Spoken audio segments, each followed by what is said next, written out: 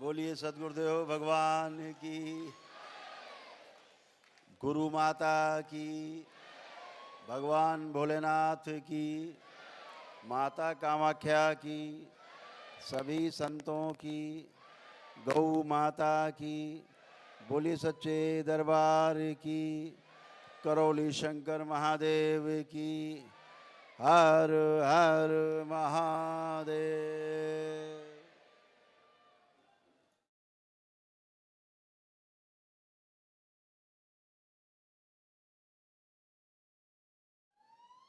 अमावस्या की इस पावन तिथि पर बाबा माँ के भक्तों का दरबार में बहुत बहुत स्वागत है।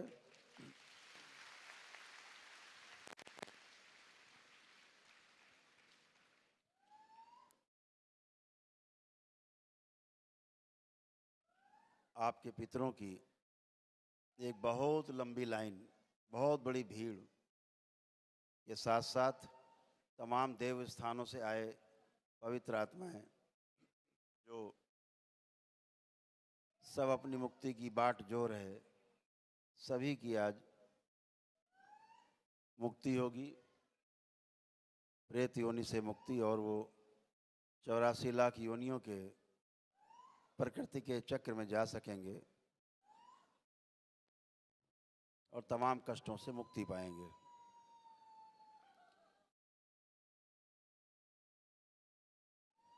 आप सभी लोग खूब अच्छी तरह से समझ चुके हैं कि बिना पितृ की मुक्ति के अपनी मुक्ति संभव नहीं। आप ये मत समझिए कि हम जिंदा हैं और वो मर गए। जो नहीं मरता वो आज भी जिंदा है, जीवन के रूप में हमेशा जिंदा रहता है, वो कभी मरता ही नहीं।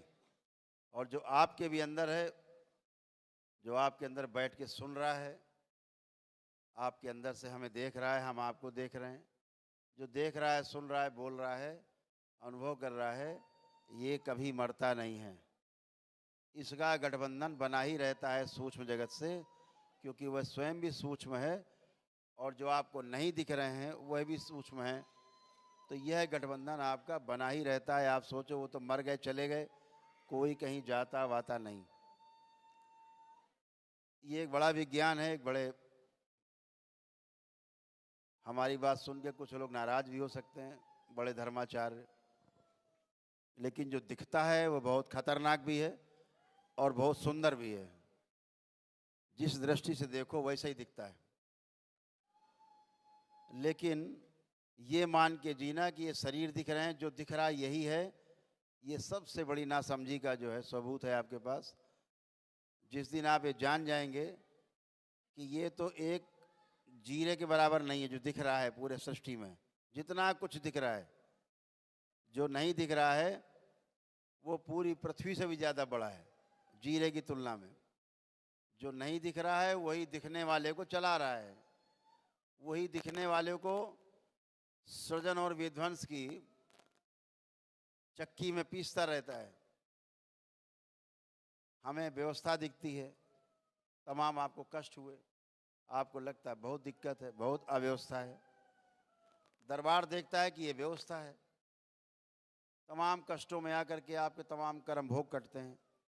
कर्म भोग कटते हैं तो समस्याएं कटती हैं, और आपके बिना कुछ किए भी 84 लाख योनियों में पुणे से जाने का बंधन, जिसमें आप बंधे प्रेत योनि में, टूटता है और 84 लाख योनि को बंधन में जाने का रास्ता साफ होता है। तो आप एक बात तो समझ ही लें कि बिना कर्म भोग कटे कुछ नहीं हो सकता। कर्म भोग कैसे कटेंगे? पहले पितृ मुक्ति हो, वो पितृ मुक्ति हो जाए, फिर पूर्ण गुरु की प्राप्ति हो जैसे बाबा, और उसके बाद जब फिर आप उनसे जुड़ें तो मुक्ति के कई आयाम हैं। मुक्ति शब्द इतना साधारण और छोटा नहीं है। मुक्ति शब्द जो है वो बहुत व्यापक है, व्यापकता लिए हुए है। कई स्टेज पर मुक्तियां हैं जिसे आप मुक्ति कहते हो। अगर सब कुछ अच्छा अच्छा चलता रहे तब भी 50 हजार साल लग जाते हैं, जहाँ से आए हो वहाँ वापस जाने में। तो ये एक व्यवस्था है, व्यवस्था को समझ लेने में सुख है और व्यवस्था को ना समझ पाने में दुख होता है। तो सारे जितनी भी व्यवस्था है वो आपने मैंने दरबार में देखी है, आप दरबार से जुड़े हैं। तमाम गंदगी, तमाम समस्याएं सब एक दिन में जाती हैं। तमाम लोग पदयात्रा करके पुण्य पाए हैं बगैर कोई हवन किए। इसमें तमाम लोग बैठे होंगे जिन्होंने पद यात्रा करके बिना हवन किए पुण्य पाए। कितने लोग हाथ उठाएं? देखिए कितने लोग हैं जो बिना हवन किए पुण्य पाए और मस्त। नीचे कर लीजिए। तो एक दिवसीय हवन का पुण्य पाए हैं। तो ये आपकी आस्था, आपका विश्वास, आपकी श्रद्धा से सब संचालित होता है। कुछ लोग नमन करके पुण्य पाए हैं, कुछ लोग पदयात्रा करके पुण्य पाए हैं, कुछ लोग दंडवत यात्रा करके पुण्य पाए हैं। ऐसे तमाम, किसी ने एक दिवसीय अनुष्ठान किया दरबार में, उससे पुण्य प्राप्त किए हैं। तो जो जिसके पास जैसी व्यवस्था है, जिसके पास है वह भी, जिसके पास नहीं है वह भी, सभी अपने अपने पितरों की मुक्ति करा सकते हैं। ये बहुत साधारण है और बहुत सिंपल है। तो सभी लोग आज अपने पितरों की मुक्ति के लिए आपने जो कार्य किया है, ये भगीरथ प्रयास है। जो भगीरथ ने किया था अपने पितरों की मुक्ति के लिए, उससे कम भगीरथ प्रयास कलयुग में आपने भी नहीं किया है। इसके लिए आप सभी को बहुत बहुत बधाई, बहुत शुभकामनाएं कि आपको वो सौभाग्य मिला कि आप अपने पितरों को मुक्त कराने जा रहे हैं। इससे बड़ा संसार में कोई पुण्य का कार्य नहीं। जो 4 प्रकार के ऋण बताए गए, उनमें से यह एक प्रमुख ऋण है। सबसे पहला जो पितृ ऋण है, ये सबसे पहला है। तो इसके लिए आप सबको बहुत बहुत धन्यवाद, बहुत बधाई, बहुत शुभकामनाएं। इसीलिए दरबार कहता है, दरबार का नारा है कि रोग मुक्त भारत, शोक मुक्त भारत और ऋण मुक्त भारत।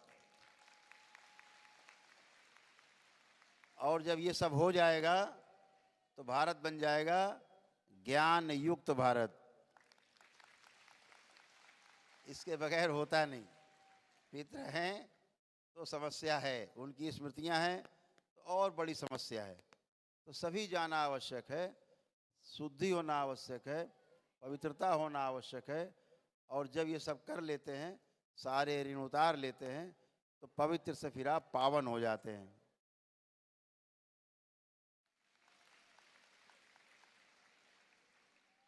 पवित्र में और पावन में फर्क समझना आवश्यक है।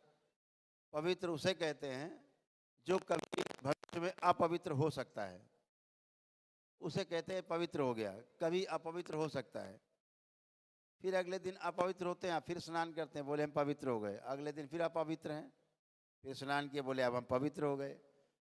फिर अगला दिन आया, फिर बोले अपवित्र, फिर स्नान करेंगे, फिर पवित्र। तो पवित्र व्यक्ति जो है वो अपवित्र हो सकता है, लेकिन पावन शब्द का अर्थ है जो पावन हो गया अब वो कभी अपवित्र नहीं होगा। इस शब्द का अर्थ इतना ही है। जैसे दूध से आपने घी बना लिया, ये पावन हो गया, अब घी कभी दूध नहीं बनेगा। ऐसे पावन। तो आप सभी जब इन ऋणों से मुक्त होंगे तो आप और आपका जीवन भी पावन होगा, आपका शरीर भी पावन होगा। और तालमेल करके आप इन 84 लाख बंधनों के बंधन से, 84 लाख योनियों के बंधन से मुक्त हो सकेंगे और जिस लक्ष्य के लिए जन्म लिया है वो पूर्ण हो सकेगा। आप सभी बाबा माँ से प्रेम करते हैं, दरबार से जुड़ते हैं, आप स्वस्थ होते हैं, आपका परिवार स्वस्थ होता है, आगे जाना है, बढ़ना है। बाबा से दीक्षा लेते हैं हर पूर्णिमा में और अपने जीवन को आप धन्य बनाते हैं। ये अद्भुत है कि आप बाबा से, बाबा के डीएनए से परमानेंट जुड़ जाते हैं। और इनमें बहुत बड़ी संख्या बाबा के जो भक्त हैं वो शिष्य में परिवर्तित हो जाती है उनके, और बाबा का जो शिष्य है वो समझो परम सौभाग्यशाली है। इस धरती पर इस समय सबसे सौभाग्यशाली वो है जो बाबा का शिष्य हो गया है। तो आप लोग एक बार प्रार्थना करेंगे, सब लोग अपने अपने बाल चोटी खोल लें ताकि पितृ मुक्ति का आयोजन हो सके, प्रक्रिया शुरू हो सके।